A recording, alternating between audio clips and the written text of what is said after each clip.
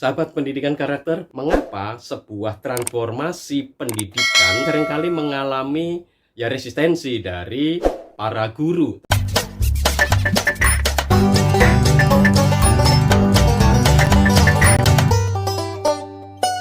Baca buku apa?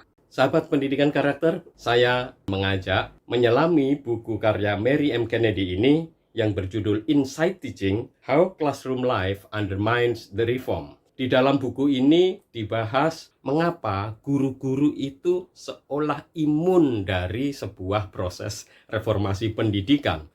Apakah memang benar para guru itu anti perubahan? Dia imun terhadap berbagai macam gagasan-gagasan perubahan pendidikan? Umumnya ada 3 hipotesis atau asumsi dari para reformator pendidikan ketika mereka ingin mentransformasi sebuah proses pendidikan. Pertama, para reformator itu sangat peduli pada isi dari proses pembelajaran yang dialami oleh anak-anak. Isi ini berarti mata pelajarannya itu kering, tidak terkait secara kontekstual dengan tantangan yang di masyarakat. Keterampilan yang dilatihkan di dalam kurikulum, di dalam proses pendidikan itu keterampilan yang jadul, dan keterampilan ini tidak mempersiapkan anak-anak untuk terlibat di masyarakat. Yang kedua, kelompok reformator yang mengatakan perlunya partisipasi atau keterlibatan intelektual dalam diri peserta didik. Isi itu tidak menjadi fokus, tetapi yang fokus adalah memberikan pengalaman belajar kepada anak-anak sehingga mereka itu menemukan kegairahan di dalam belajar. Keseluruhan materi pembelajaran ditata sedemikian rupa sehingga bisa menjadi sebuah proyek. Model pembelajaran berbasis proyek ini adalah ciri dari reformator kelompok kedua, karena mereka ingin adanya keterlibatan gitu kan. Mas Nadiem kan sering mengatakan, wah, setelah ada profil pelajar Pancasila maka anak menjadi senang terlibat dalam proses pembelajaran. Nah, itulah yang dimaksud di dalam buku ini. Kelompok reformator yang kedua lebih fokus kepada pengalaman belajar, bukan pada hasil, tetapi pada kegairahan intelektual yang dialami oleh anak-anak di dalam proses pendidikan. Kelompok reformator yang ketiga lebih concern pada apakah ada akses universal kepada pengetahuan bagi semua orang. Kebijakan pendidikan harusnya membuka kepada semua orang untuk memiliki hak pendidikan yang sama. Baik itu anak cerdas istimewa berbakat istimewa, anak-anak berkebutuhan khusus, penyandang disabilitas, atau anak-anak dari keluarga yang tidak mampu menyekolahkan anak-anaknya di sekolah-sekolah formal. Mereka berada di pendidikan non formal, bahkan informal, tetapi mereka seharusnya memiliki akses yang sama terhadap pendidikan. Kalau akses pendidikan ini terbuka, maka otomatis kualitas pendidikan sebuah bangsa itu meningkat. Ini adalah concern dari para reformator yang ketiga. Berdasarkan kajian dari 3 kelompok reformator ini, ada 4 alasan mengapa reformasi perubahan pendidikan itu mengalami kegagalan. Pertama, ada yang berasumsi bahwa guru perlu guidance, pendampingan, dan pembimbingan untuk mengubah praktik mengajar mereka selama ini. Faktanya, banyak guru-guru itu sebenarnya sudah memiliki keterampilan, pengetahuan yang memandu praktik mereka. Karena itu, ketika ditambahi dengan berbagai macam panduan, assessment, seperti melalui platform Merdeka Mengajar, itu justru akan menjadikan resistensi karena bukan di situ masalah yang dialami oleh guru. Yang kedua, kegagalan sebuah reformasi pendidikan bisa terjadi karena para guru memiliki keyakinan, nilai-nilai, dan kepercayaan tentang pendidikan yang berbeda dengan apa yang dipromosikan oleh para reformator pendidikan ini. Ada perbedaan nilai antara yang mau mereformasi dengan yang direformasi. Yang ketiga, alasan kegagalan itu adalah bahwa para guru itu memiliki disposisi yang berbeda-beda dalam menerima intervensi proses perubahan di dalam kinerja profesional mereka. Guru punya kadar resistensi, kadar kesetujuan, kadar dukungan ketika ada sebuah proses reformasi pendidikan yang berdampak pada pekerjaan mereka sebagai guru. Yang terakhir adalah bahwa lingkungan guru itu menghambat atau mengurangi keberhasilan sebuah reformasi pendidikan. Lingkungan kerja guru itu sangat unik dan khas. Kalau para reformator pendidikan tidak melihat inside teaching, apa yang ada di dalam proses pengajaran, mulai guru masuk kelas sampai selesai, sampai kemudian dia mengoreksi dan mempersiapkan ujian, sampai kemudian dia memberi nilai dan memberikan pendampingan, reformator pendidikan pasti akan mengalami sebuah kegagalan. Mengapa? Ya karena mereka seolah-olah menganggap semuanya ada dalam kondisi ideal, kondisi yang baik. Padahal Bapak Ibu guru itu kalau seminggu dia ngajar 24 jam pun, itu harus dilihat berapa kelas, dan itu sudah akan menghabiskan seluruh waktu guru.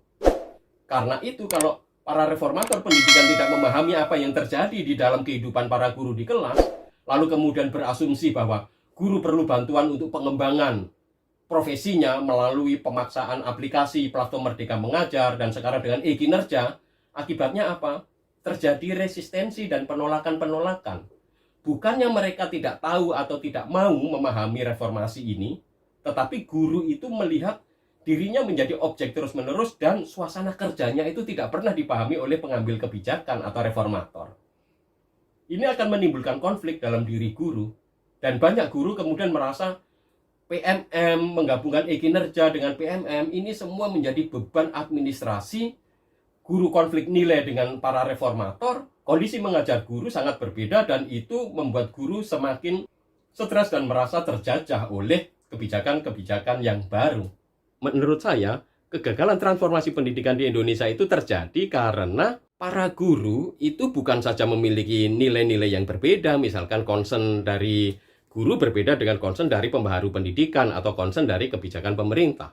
Misalkan, kalau pemerintah saat ini dengan adanya platform Merdeka Mengajar, menggabungkan antara e-kinerja dengan platform Merdeka Mengajar, concernnya adalah untuk mengontrol guru, menunjukkan bahwa guru itu melaksanakan pekerjaannya dengan membuat laporan-laporan, dan mereka diharapkan bisa merancang perkembangan profesinya yang ditata secara digital. Itu asumsi pretensi dari pembuat kebijakan.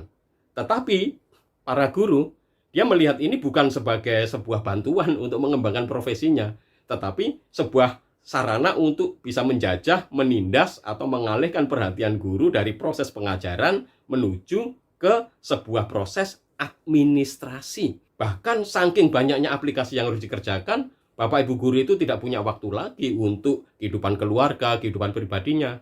Karena biasanya webinar-webinar untuk memperoleh poin di dalam PMM itu dilakukan setelah jam sekolah, malam hari.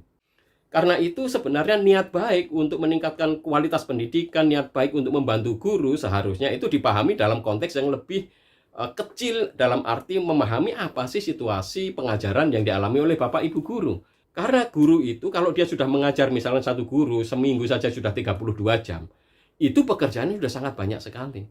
Dan praktis tidak akan memungkinkan mereka untuk membuat PMM, berlatih, webinar, dan lain-lain.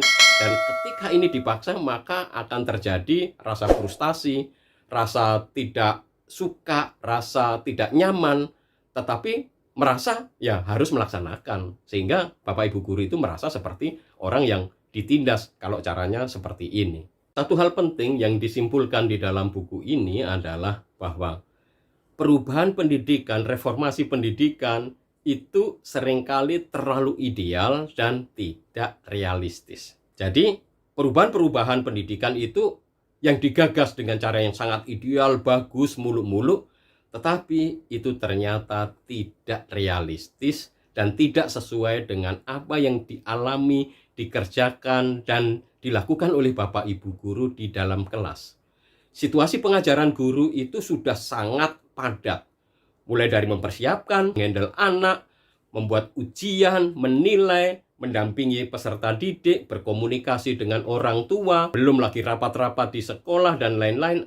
Bapak Ibu guru waktunya sangat terbatas. Karena itu untuk menerima berbagai macam transformasi perubahan tentu bisa menjadi resistensi tersendiri dalam diri Bapak Ibu guru. Para reformator pendidikan disimpulkan di dalam buku ini seringkali terlalu idealis dan tidak realistis. Saya rasa buku Insight Teaching dari Mary M. Kennedy ini memberi kita inspirasi bahwa proses transformasi pendidikan yang terlalu idealis dan tidak realistis, bahkan tidak mengenal apa yang terjadi inside teaching, bukan hanya di dalam kelas, tetapi juga di dalam batin dan apa yang dirasakan oleh Bapak Ibu guru, tentu akan menemui berbagai macam kegagalan. Sahabat pendidikan karakter, baca buku apa hari ini? Baca buku-buku bermutu.